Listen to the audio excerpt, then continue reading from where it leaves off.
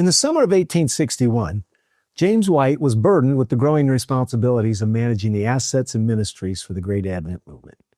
So he made a trip east with his wife to make a case for organization of the churches. The journey, in his own words, was very disappointing. He met with either resistance or silence. Some of the leading ministers refused to cooperate with what was the most obvious need of this growing movement: order and organization. Frederick Wheeler, a pioneer of the faith, at a business meeting in Roosevelt, New York, remained seated when James called for all in favor of organization, please stand. It was devastating to White. R.F. Cottrell, writing in the Review, stated that Brother White was in favor of something dreadful.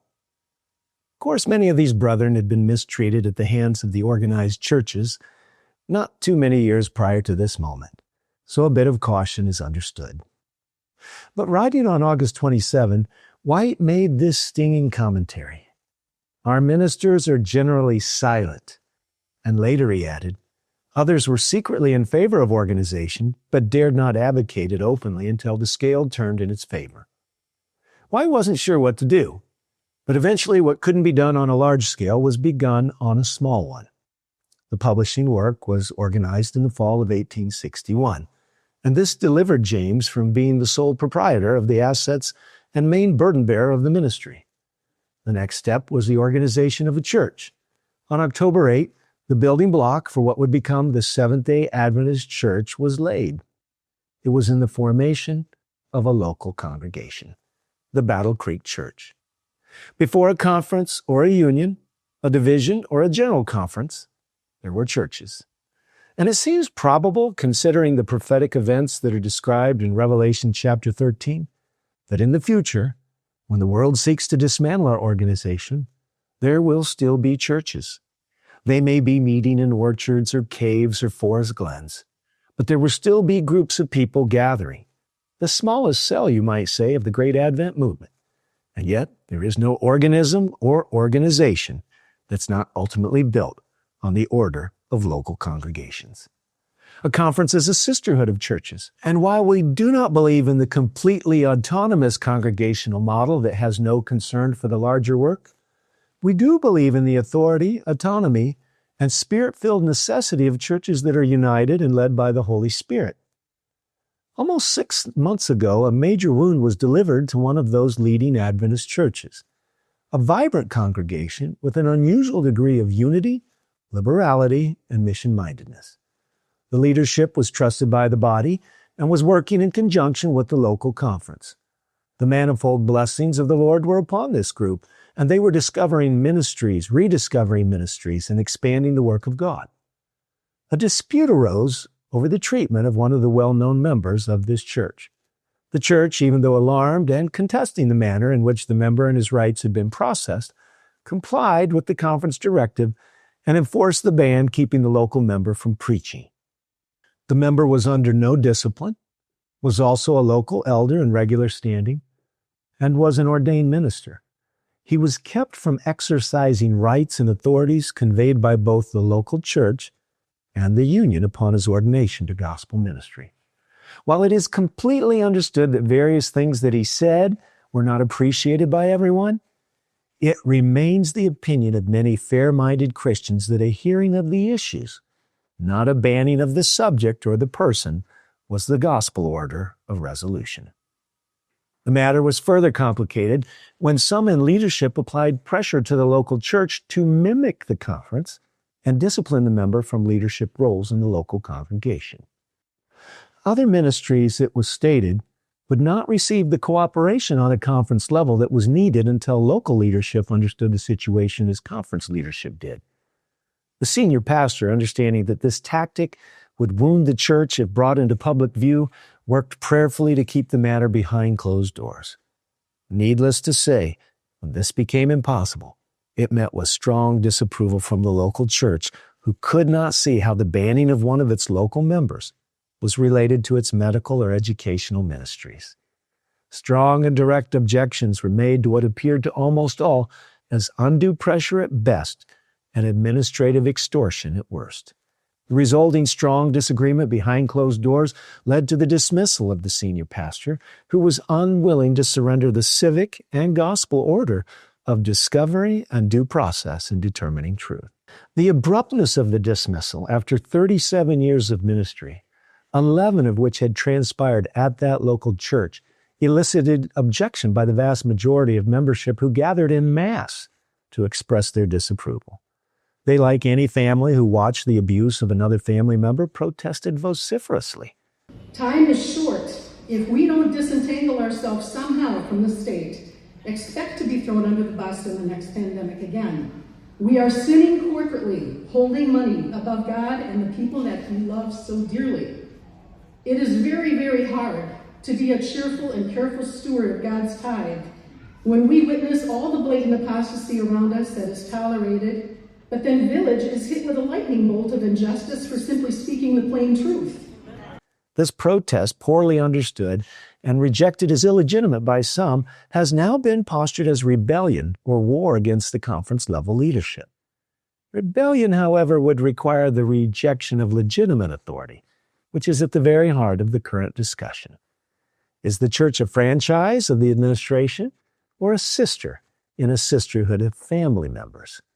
While we don't espouse congregationalism, nor do we embrace corporatism, many prayerful and thinking Christians are now reevaluating what is the proper trust-respect relationship between the conference and a local church. Is the local conference a franchise or a partner in an alliance?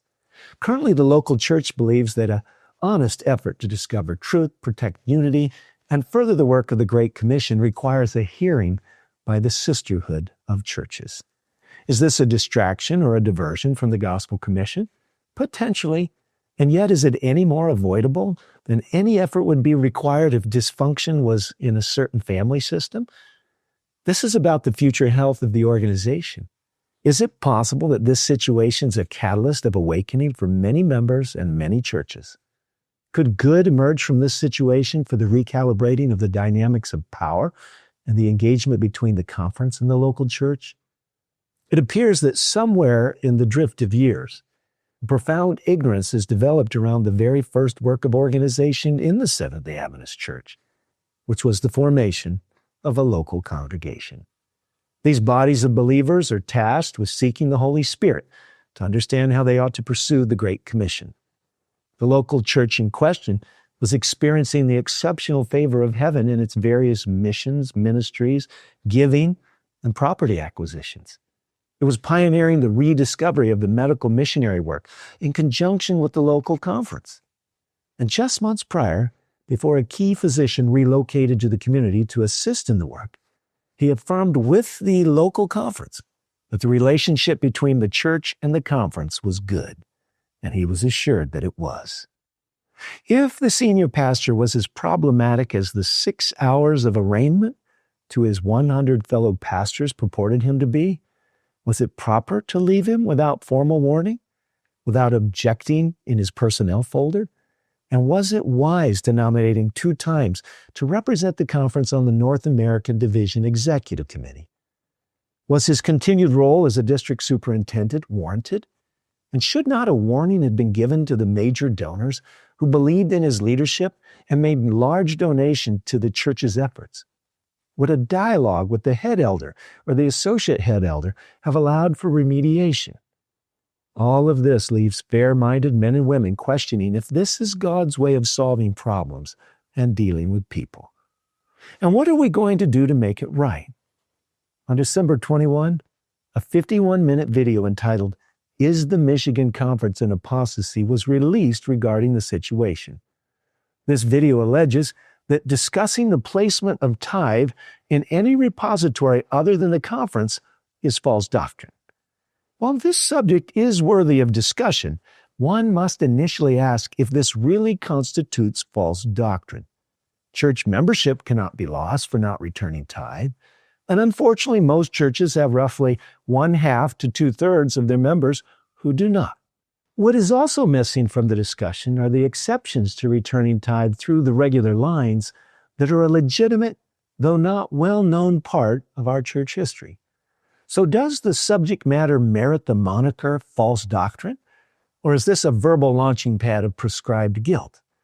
And beyond these historic and theological questions is the reality that the tithe at the local church had dramatically increased from $1 million to $3 million over the 11 plus years of the senior pastor's tenure. If the entire local conference had grown by the same percentages, the tithe would exceed $100 million, and there would be multiple workers where now there is one. Perhaps also worthy of reflection is this statement in Acts of the Apostles, page 344. Spiritual prosperity is closely bound up with Christian liberality. Is it possible that deep spiritual growth was fueling this generosity? The author of the video fails to state that he works in the conference office, that he was invited to sit through the entirety of the deliberations with the conference committee that had led to the senior pastor's separation from his local church, and that he had been opposing the messaging coming from the local church's religious liberty weekends. He also leads the listening audience to believe that the senior pastor hijacked the meetings that were held with the district superintendents, when in fact it was the conference president's choice to change the focus of these meetings and to attempt to mitigate the intense agitation over the banning of a prominent member. It appears that a serious conflict of interest and lack of clarity in his involvement is woven through this unofficial but never repudiated video, which video is also in all likelihood a violation of church policy. The video asserts that the senior pastor did not do his job, should not have had to been told to do his job, and was thus needing to be replaced. This unofficial narrative does seem to many to reflect the real reason that so much trauma has come upon this local church, even though these were not the reasons given in the beginning for the senior pastor's removal. And lastly, the video leaves a somber warning that, like Dudley Canright, the gifted and unsettled pastor friend of James and Ellen White, who eventually left the Adventist Church, the pastor might be dangerously close to losing his way. A direct phone call to the so-called pastor friend in question before the video was released would have probably left a more heartfelt sense of appeal, as opposed to an appearance of administrative apologetics. The phone call would still be welcomed. The dismissal of the senior pastor was followed by what can only be described as the largest and longest personnel committee in the history of the Adventist Church, where for 6 hours on December 10 and for another 2 hours on January 28, extensive details and commentary were shared with pastors and wives, attempting to leave no doubt that appropriate and warranted steps had been taken in the removal of the pastor. Included in this session was the admonition to the hearers to share what they had heard. All of this leaves the concept of confidentiality, professionality, and basic Christianity gravely wounded. Many more details and dynamics have been, could be, and probably should be examined. The question at hand is this: is this the Bible method for the discovery of truth? Are these the methods that functional families or even successful organizations utilize to create healthy resolutions and cultures that win? Does utilizing at-will employment law, not the Bible, not the church manual, to bring a quick and decided end to employment, make for the best team building and strong and vibrant cultures, or the discovery of truth? Does truth matter? And is this why the Bible states that every man seems right until you examine all the evidence?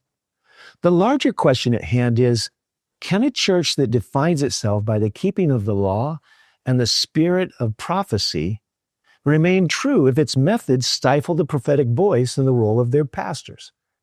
Does having ministers working under at-will employment law and culture negatively impact their prophetic role to speak up and disagree with the denomination? If so, what will we do to protect ourselves from ourselves? This may be our most important danger. Various organizations have whistleblower bylaws and policies. Are we immune to similar dynamics? Or does the church have an unwritten 29th fundamental belief in its own infallibility? So what is a local church? And what are the prerogatives and responsibilities that come with being part of a local church? What is a conference? And what does a conference president have by way of rights, roles, and responsibilities? How do we achieve accountability in a postmodern culture? Do we have enough resolve? Are we committed to the truth in all places, times, and circumstances? Do we have the courage to stand for the right though the heavens fall? And what about calling sin by its right name, even in the church, including the organization and the leaders' decisions? In the fall of 1862, 1 year after the organization of the first major church in Battle Creek, the Michigan Conference was formed. It was and remains a sisterhood of churches. In April of 1863, the conferences gathered together and formed the General Conference of Seventh-day Adventists. And here we are today. The question is, who are we and what are we becoming? How will we conduct ourselves? And what kind of legacy we will leave our children and the watching world? This depends primarily on the love and courage of the men and women who've devoted themselves to God. I encourage you to read from the Testimonies to Ministers in the chapters entitled Under Which Banner? And the Lord Has a Controversy with His People. Writing in the devotional From the Heart, Ellen White states that the Church of Christ, enfeebled and defective as she may appear, is the one object on earth in which He bestows, in a special sense, His love and regard. A very similar quotation in Testimonies to Ministers includes a prescription for the ongoing health of the church. On page 49, she states, "The church, enfeebled and defective, needing to be reproved, warned, and counseled, is the only object upon which Christ bestows His supreme regard." Who is to do this prophetic work? Is it a coincidence that the quotation is in Testimonies to Ministers and it calls for reproving, warning, and counseling, even the church?